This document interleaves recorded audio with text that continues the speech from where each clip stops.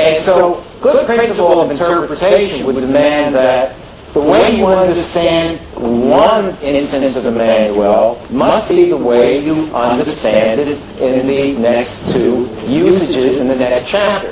And so what I'm going to do is read you the context for these two other usages of Emmanuel and demonstrate that this Emmanuel is no mere human being, but actually God with us.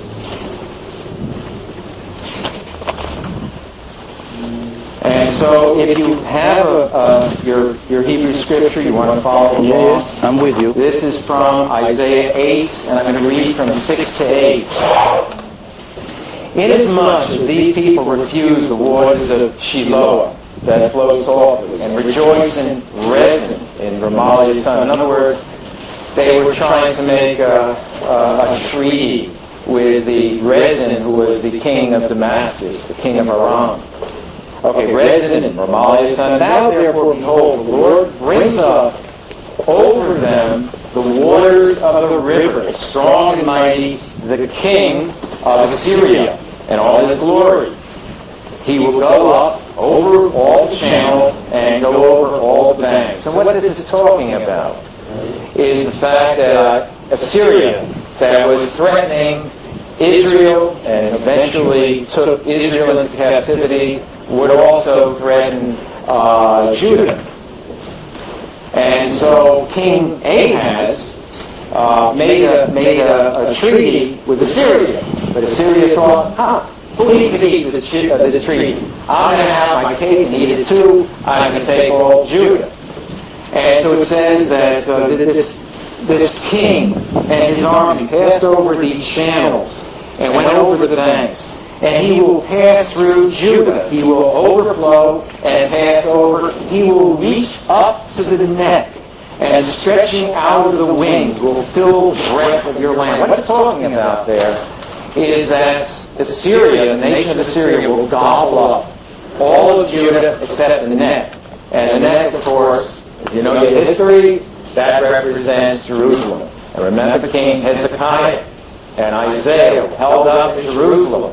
And Isaiah brought out Hezekiah a prophecy, because Hezekiah and all the people came before the Lord, and they humbled themselves, they cried out to God, and God sent them an incredible rescue. That night, the angel of God went out among the Assyrian army and destroyed 185,000 of the Assyrians. When the king, Sennacherib, got up the next morning, saw his army was destroyed, he took the rest of the army and he went back to Assyria, and that was the end of the Assyrian invasion. But I want to complete that quote, because it says he will overflow and pass over, he will reach up to the neck, and stretching out his wings will fill the breadth of your land, O Emmanuel. Now what it's saying here is harkening back to the original usage of Emmanuel. It's saying that Emmanuel seems to be the owner of the land. Now how could a mere human being be the owner of the land? Let's look at one other context. And this is just the next verses. Starting in verse 9. Isaiah says, be shattered, O you peoples, and be broken in pieces. Give ear, all of you from far countries. Gird yourselves and be broken in pieces. Gird yourselves, but be broken in pieces. In other words, all these nations are going to be broken. Take counsel together, but it will come to nothing. Speak the word, but it will not stand. Why not? He concludes the statement by saying, for God is with us. But in Hebrew, that word is for Emmanuel. What Isaiah is saying there is the nations have all these plans. They're not going to stand. They're going to be broken. What's going to stand in the way? Emmanuel. See, this Emmanuel is not a mere human being. This Emmanuel is the one who stands against all these nations that are coming against Israel. Thank you.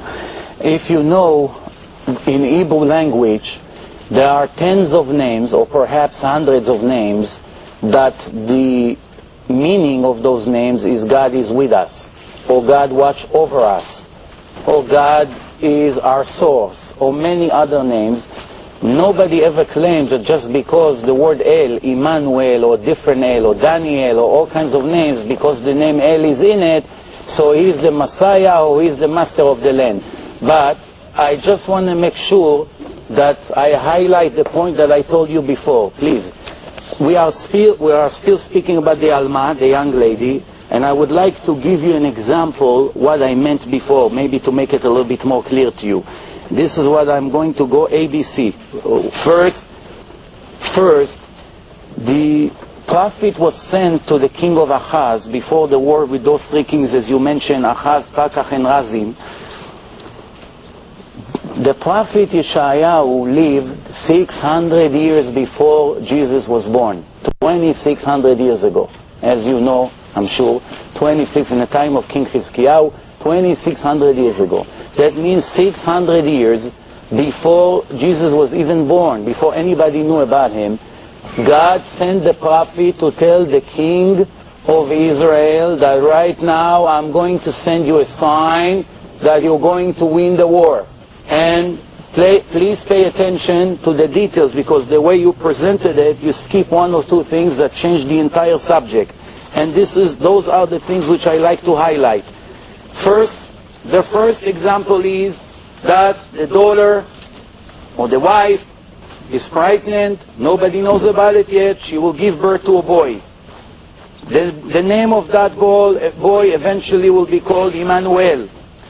This boy will eat delicious food, such as butter and honey, even though, remember, the prophecy described that in this particular moment, there were ambush around the land, starvation, there is nothing to eat, even simple basic food are not in the existence.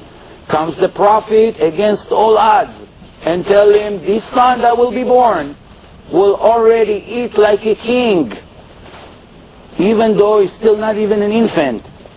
And before he will know to tell the difference between good and bad, the country will be redeemed from the enemies. Tell me please, what's the connection between the sign that God sends 600 years before Jesus was born, God sending a sign to the people of the land that the wife of the king or the daughter is going to have a baby, and this baby would live like a king, even though right now it's hard to believe that in 9 months the situation will change completely. That's how you know that God is serious about what He promised. Now remember, the word Alma, I insist, without any doubt, means young lady. Nowhere in the entire Bible it says that Alma means a virgin. I would like to give you a proof for that, in case you have a doubt. It says like this: the way of the eagle in heaven, in the way of a boat in the middle of the ocean, the way of a man with relation with the young lady, Alma. I will translate.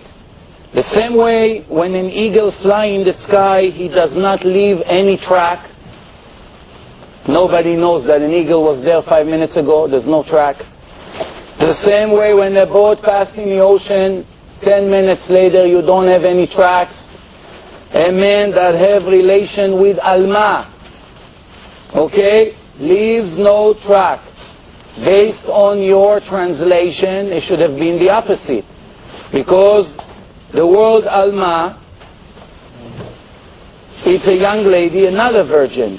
And remember, if we were talking about a virgin woman, for sure a man leave a sign. After a man have relation for the first time with a virgin woman, the verse should have said the opposite. The same way a man leaves track after having relation with a virgin, and the verse say exactly the opposite, which is a clear proof to the fact that we are talking about a young lady, has nothing to do with a virgin. And this is what you've been using for many, many years to tell the people that there's a prophecy that's speaking about a virgin, knowing this prophecy has nothing to do with Jesus. Remember, this is in different context, 600 years before, and the signs that the prophet gave the nation of Israel never happened in the life of Jesus. Jesus did not born into this situation and lived his life like a king. In his life, they didn't need a sign that the enemies would leave the land, and in 9 months, what's the connection? Why would God come to the king now and give him a sign to this existing moment about something that is going to happen 600 years when they have no connection whatsoever? But not only that, remember that so far from the beginning of the conversation, I asked you about the 25 differences between one book, which is Matthew, and the other book, which is not supposed to contradict. If God gave the descendants of King David, it has to match 100%. A normal human being does not need more than one mistake in a book that someone is claimed that God gave it to know that it's not a divine book. If I open the book and I have 25 different mistakes in half a page, not one mistake, 25 different mistakes, which one of the two books were given by God? It's impossible that God gave two books with 25 different names. God doesn't know the order from King David until we arrive to Yosef the carpenter. Plus, even if there were no mistakes, even if the names are 100% match, who wants to come to describe that Yosef is a grandson of King David, when right after that he himself writes that Yosef has nothing to do with the son, is not the father? Now I would like to respond to what you said before. You say that sometimes descendants go by the mother. You know very well that it's a very, very incorrect statement. Because throughout the Torah always refers to the father. לממשפחותם, לבית אבותם. Nowhere in history a person became a Kohen because his mother is a Kohen. If his mother is a Kohen and his father is just an Israelite, he is a regular Israelite and he doesn't have all the benefits of the Kohen. Nobody in history, before Christianity even started, had even the thought to link a person based on his mother. That's one thing. And plus, just to finish one more sentence, if it goes by the mother, as you may refer, tell me please, why did you waste a page to prove that the father is a grandson of King David? You should have done the opposite.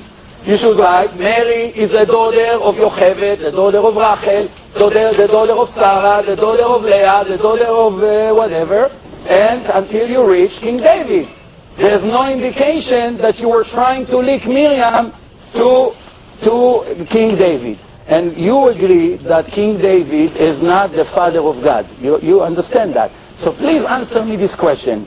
Just to that particular question that we left open from before, the 25 contradictions and the father and the son and Joseph and everything that I just mentioned.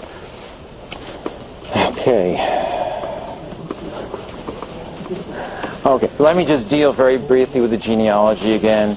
Why are there two genealogies? Maybe the Bible just wants to cover the bases, and because Joseph isn't the biological father, maybe they thought, well, they have to justify it with both. I'm not sure exactly why. Getting back to the Isaiah prophecy, which